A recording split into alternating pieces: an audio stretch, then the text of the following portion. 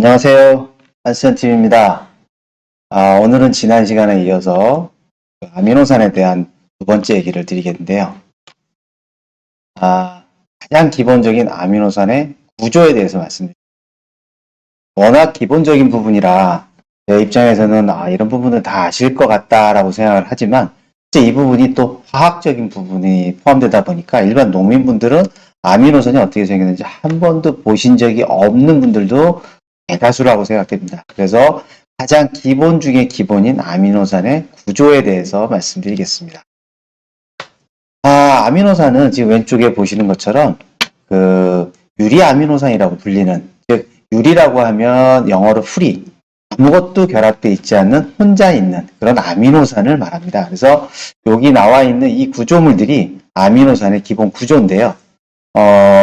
여기 보이시는 이 화학 구조식입니다. 그러다 보니까 농민분들한테 좀 많이 낯선데요.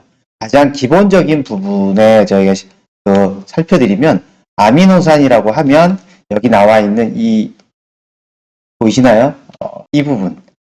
예, 보이시죠? 여기 NH2라고 되어 있는 이 부분이 바로 아민기라고 해서 아미노산의 가장 기본 특징인 아민기를 가지고 있다. 아민이기 NH2의 아민기를 가지고 있기 때문에 아미노산이라고 불리는 거고요. 산이라고 불리는 이유는 요 위에 COOH 이 부분이 붙는 이게 칼복실산입니다. 그러다 보니까 아민기가 그다음에 산이 붙어 있어서 아미노산이라고도 부르고요. 그리고 저희가 18가지 아미노산이 있다고 말씀을 드렸는데 그 이유는 이 알에 어떤 것들이 붙어 있느냐에 따라서 다 기능이 달라지기 때문에 이 알이 붙어 있는 것들이 다 달라지면 그 종류가 18가지가 나오게 되는 겁니다. 여기까지는 이해가 되셨죠?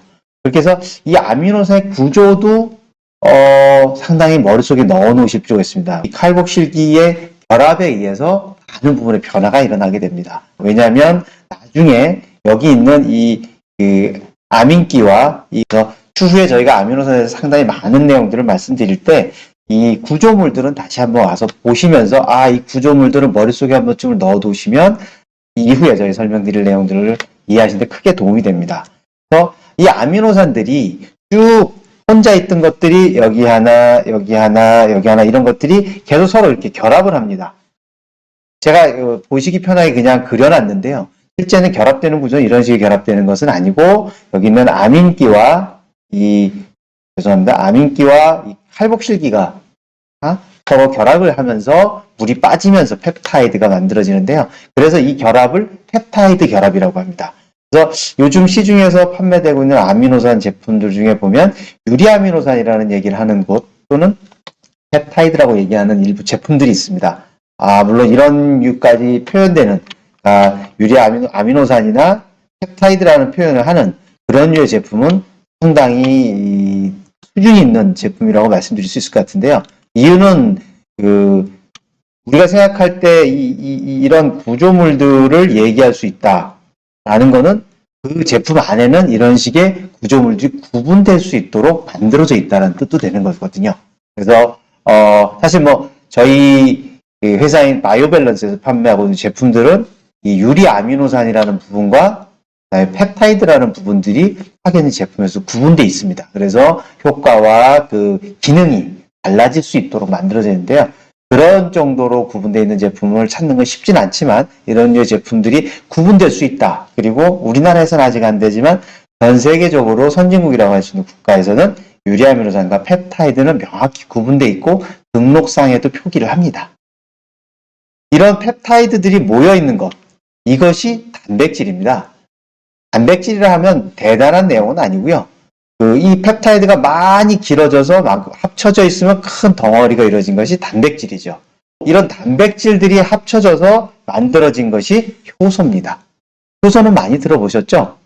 효소 하면은 보통 우리 인체로 생각할 때는 우리가 소화시킬 때 소화효소라는 것들을 많이 생각합니다. 그러니까 우리가 먹은 것을 분해할 수 있는 것들이 효소고, 또 농업 쪽에서는 효소하면 많이 관심 있는 게 발효에서 만들어진 어떤 산물들, 효소로 발효시켰다라고 했을 때 또 효소를 많이 생각하십니다. 그래서 효소하면 무언가 좋은 것 같다라고 생각들 하시는데 특별한 기능은 아니죠. 효소는 사람이나 식물체 안에서 대사 활동을 하는데 분해를 한다든가 무언가를 합성시킨다든가 이런 대사에 관여하고 있는 그런 영어로는 엔자임이라고 하는데 그런 활성 물질들입니다. 활성 기능을 가진 것들인데 그런 기능들이 무엇으로 만들어졌냐? 여기 나와 있는 이 단백질이 그런 기능을 하는 물질이라고 보시면 됩니다. 이 단백질들이 많이 뭉쳐서 효소가 되는 겁니다. 충분히 이해하셨으리라 보고 다음 단계 조금 좀 더 어려운 내용으로 넘어가겠는데요.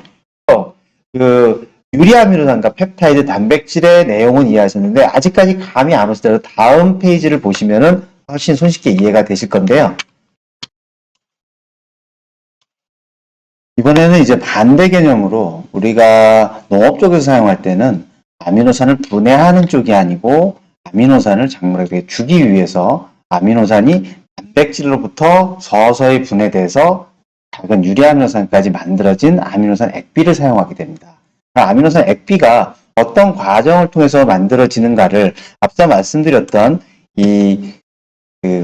유리아미노산부터 단백질까지 합성되는 오히려 만들어지는 과정이 아니고 정반대로 단백질부터 아미노산까지 분해되는 과정을 이해하면 우리가 사용하고 있는 액비 형태의 아미노산들이 어떤 구조로 되어 있는지를 이해하는 데 도움이 됩니다. 즉 다시 말씀드리면 단백질이라는 부분이 저희가 말씀드렸던 덩어리죠. 어떻게 보면 보통 단백질은 고기나 사람은 고기를 먹으면서 또는 콩과 같은 그런 대두 단백질 이런 것들을 통해 단백질을 흡수하게 되지만 식물에게 주는 저희가 그 단백질들은 대부분 다 동물성 아미노산입니다. 그러다 보니까 동물성 단백질 부분은 가죽이나 깃털을 기반으로 하겠지만 이런 원료 부분은 제가 좀 나중에 다시 말씀드릴 거고 이 단백질이 서서히 분해되면 이 긴 사슬로 펩타이드로 이렇게 늘어집니다. 이런 이 펩타이드들이 짧게 끊어지면 더 잘게 구조를 짧게 만들다 보면 이런 짧은 사슬 펩타이드가 만들어지게 되죠. 짧은 사슬 펩타이드 그리고 이게 더 작게 분해가 되면 하나하나 존재하는 유리아 아미노산이라는 단일한 아미노산으로 만들어지게 됩니다. 그러면 보통 생각할 때는 우리는 이 단백질부터 이 아미노산까지 봤을 때 어떤 것이 우리 농업적으로 썼을 때 효과가 있을까? 실제 현재까지 우리나라에서는 이 어느 구조물, 어느 형태의 아미노산을 썼을 때 효과가 있다라는 것조차도 언급되고 있지 않습니다. 아마 농약방에 가셔서 아미노산제를 구매하실 때 이게 어떤 아미노산으로 돼 있어? 라는 얘기를 들어보신 적도 아마 없으실 거고 어디에 좋고 이 안에 들어있는 개별 아미노산이 지난번에 말씀드린 18종 필수 아미노산 중에 어떤 아미노산인지를 들어보신 적은 한 번도 없을 겁니다. 좀 안타까운 현실인데요.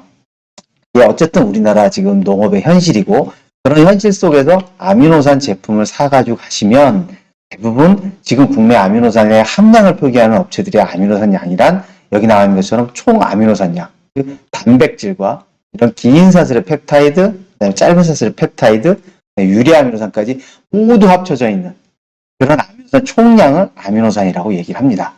그러다 보니 어떤 업체의 아미노산은 아미노산 50%, 어떤 업체는 뭐 60%, 70% 들었다라고 되게 제품을 홍보를 하죠. 근데 실제 식물에게 필요로 하는 아미노산은 아쉽게도 짧은 사슬의 펩타이드와 유리아미노산밖에 없습니다. 이 유리아미노산은 18가지 필수 아미노산들에 따라서 각 기능이 나오게 되고 또 이 펩타이드도 사실 그 사이즈에 따라서 기능성이 있습니다. 그래서 기능을 나타낼 수 있는 독특한 작용 기작들이 있는데 이런 부분들이 있는 제품이 있고 나머지 이런 긴 사슬이나 단백질 같은 경우는 식물은 사용할 수가 없습니다. 누구 것이냐? 그 단백질 포함한 아미노산을 다 줬을 때 이 유리아미노산과 짧은 사슬 펩타이드 외에 긴 사슬과 단백질은 토양 중에 미생물 먹이가 되는 겁니다. 나쁜 건 아니죠. 미생물이 많이 먹고 안에서 또 미생물이 똥을 싸고 또 그런 것들이 이제 뭐 아시다시피 땅강아지라든가 아니면 그 지렁이도 역시 땅을 좋게 하는 그런 것들이 다 먹이가 되는 것들이거든요. 유기물로서. 그렇게 되면 토양의 구조물이 때알 구조라고 하는 곳으로 좋아지게 되고 토양 중에 공극이라 해서 공기층도 많이 생기고 물의 보수력도 많이 생기고 그래서 우리가 소위 얘기해서 비옥하고 농사짓기 좋은 토양으로 바뀌는 데는 도움이 됩니다. 하지만 식물에게 바로 영향을 줄 수 있는, 우리가 줬을 때 식물의 생장에 바로 직접 영향을 주는 성분은 여기 펩타이드와 유리아미노산이다. 그것도 짧은 사슬 펩타이드. 이것을 유념해 주시면 되고요. 끝으로 오늘 순서에서는 마지막 한 가지만 더 머릿속에 기억하시고 가시면 좋겠습니다. 한 가지는 뭐냐면 우리가 아미노산제를 많이 사용하는데 연면 시비와 간주 시비를 하게 됩니다. 근데 연면 시비로 했을 때 총 아미노산양 앞서 말씀드린 단백질부터 짧은 사슬 펩타이드, 긴 사슬 펩타이드, 그 다음에 유리아미노산까지 다 포함해서 아미노산이라고 통칭하다 보니 아미노산 함량이 무척 높은 걸로 오해를 하고 계신 그런 제품들도 있지만 그 제품조차도 연면 시비를 하게 되면 유리아미노산만 2% 흡수가 가능합니다. 즉 예를 들어 70%짜리 아미노산이 있다고 해서 고가에 사왔는데 그 아미노산에 유리아미노산은 한 10% 들어있고 나머지 다 긴 사슬 또는 짧은 사슬의 펩타이드로 구성되어 있다 그러면 그 제품을 연면 시비하면 70%의 짜리의 그 아미노산을 뿌렸지만 2% 들어가는 것은 10%밖에 안 되는 거예요. 근데 특정 다른 제품은 아미노산 총 함량은 얘기를 안 해요. 단지 유리아미노산이 20%짜리 제품이라고 자랑스럽게 얘기하는 제품이 있다. 그럼 그 제품은 연면 시비를 했을 때 2% 들어가는 양이 20%가 되는 거겠죠. 그래서 총 아미노산 양을 보는 거는 토양 계량을 하고 싶어서 많은 유기물을 주고 싶을 때는 총 아미노산 양이 의미를 갖지만 연면 시비할 때는 여기 보이시는 유리아미노산의 함량만 보고 사셔야 됩니다.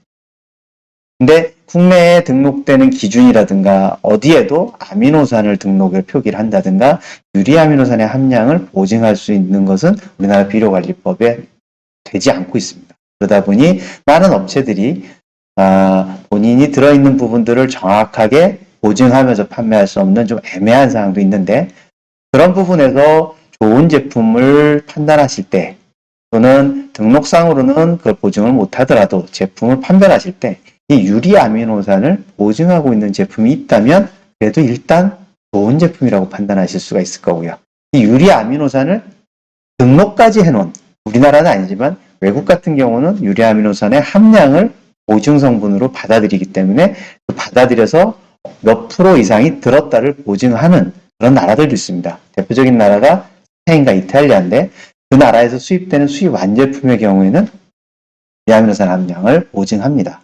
그래서 거기에 영문으로 또는 스페인어로 되어 있는 보증 함량을 확인하시는 것도 방법이고요. 끝으로 바이오밸런스에서 판매하고 있는 테라솔이라는 제품이 유리아미노산 함량 20%를 보증하고 있습니다.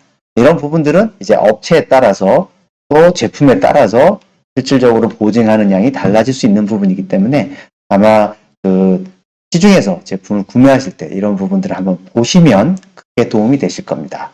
오늘 순서는 여기까지고요.